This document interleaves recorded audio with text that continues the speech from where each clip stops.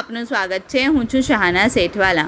વડોદરામાં કોમી એકતાના પ્રતીક યા હુસેન શહીદ મસ્તાન બાવાની દરગાહ ખાતે સંદલ શરીફ અને ઉર્સ શરીફની ભક્તિભાવપૂર્વક ઉજવણી કરવામાં આવી હતી।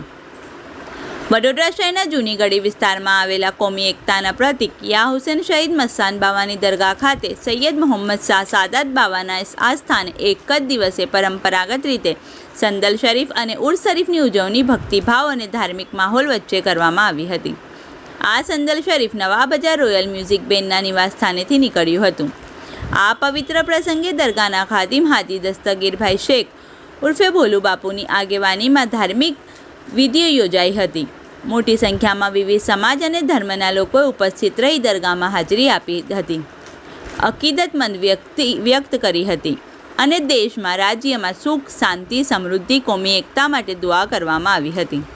આ કાર્યક્રમમાં જાણીતા સામાજિક કાર્યકર ધાર્મિકભાઈ સોની અને અકબરભાઈ જાનુમિયા શેખે પણ ખાસ હાજરી આપી હતી। આ સમગ્ર કાર્યક્રમ સૌહાર્દ, ભાઈચારા અને કોમી એકતાના વાતાવરણમાં સફળતાપૂર્વક સંપન્ન થયો હતો। रिपोर्ट अजीज धुपेलवाला।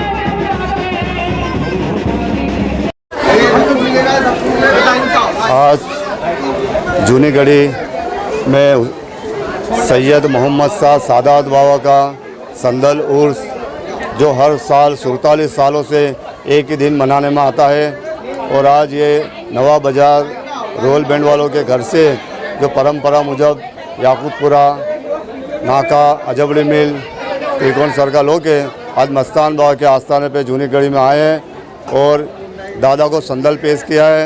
और उसके बाद यहाँ पे नियाज का प्रोग्राम होगा, जो कड़ी खिचड़ी जो हर साल की तरह होती है, इस साल ये प्रोग्राम हुआ है और एक ही दिन बरसों से मनाने में आता है संदल और उर्स। कितने सालों से ये उर्स मनाया जाता है? 47 सालों से। मोहम्मद शाह सैयद सादात बाबा जो यहाँ पे ही रहते थे और वो 47 साल हुए 79 में आपने पर्दा किया था। आपका नाम? हाजी दस्तगीर शेख भोलू बापू, मस्तान बाबा की दरगाह। आज मोटी संख्या में અહીંયા ઉપસ્થિત છે અકીદત મંડળ। આજે વડોદરા શહેરમાં આવેલ જૂની ગળી વિસ્તારમાં મસ્તાન બાવા દરગાહ કમિટીમાં આજે 47મું સંદલ ઉર્સ રાખવામાં આવ્યું છે સાદાસર બાવાનું। મસ્તાન બાવા દરગાહ કોમી એકતાના પ્રતીક તરીકે વડોદરા શહેરમાં પ્રખ્યાત છે અને આજે આપણે જોઈને ખુશી મળશે કે વડોદરા શહેરના તમામ મુસ્લિમ, હિન્દુ દરેક ધર્મના લોકો આજે અહીં ઉપસ્થિત છે અને લોકોની આસ્થા છે આ દરગાહ જોડે જોડાયેલી અને ભોલુ બાપુ આવનારા સમયમાં બી આવું કોમી એકતાનો પ્રતીકના કાર્યક્રમ કરતા રહે અને લોકો દરેક ધર્મના લોકો વડોદરા શહેરના લોકો રીતે જોડાતા રહે અને અમે લોકો બી આવા પ્રયાસ મસ્તાન બાવા દરગાહ કમિટી આગળ જતાં જરૂરથી કરતા રહીશું। મેં અને મારું પરિવાર તો ખાસા સમયથી આવી રહ્યો છે, કમસે કમ 8 થી 10 વર્ષ થયા હશે આ વાતને અને હું લોકોને કહીશ કે બીજા બધા ભેદભાવ છોડીને આપણે એક ભાઈચારાનો સંદેશ આપીને જેવી રીતે ભોલુ બાપુ કોઈ બી ધર્મનો ભેદભાવ કર્યા વગર હિન્દુ ધર્મમાં બી ઉપસ્થિત રહે છે, તેમ દરેક વ્યક્તિએ આ બધું રાજકારણ છોડીને અને બીજી બધી વસ્તુઓ છોડીને ભાઈચારાને એકતા વડોદરા શહેરમાં બતાવતા રહેવી જોઈએ. ધાર્મિક સોના. સૈયદ સાહેબ શું કહેશો, આજે ઉર્સ શરીફ મનાવવામાં આવી રહ્યું છે અને આજે અકીદત મંડો અહીંયા ઉપસ્થિત છે.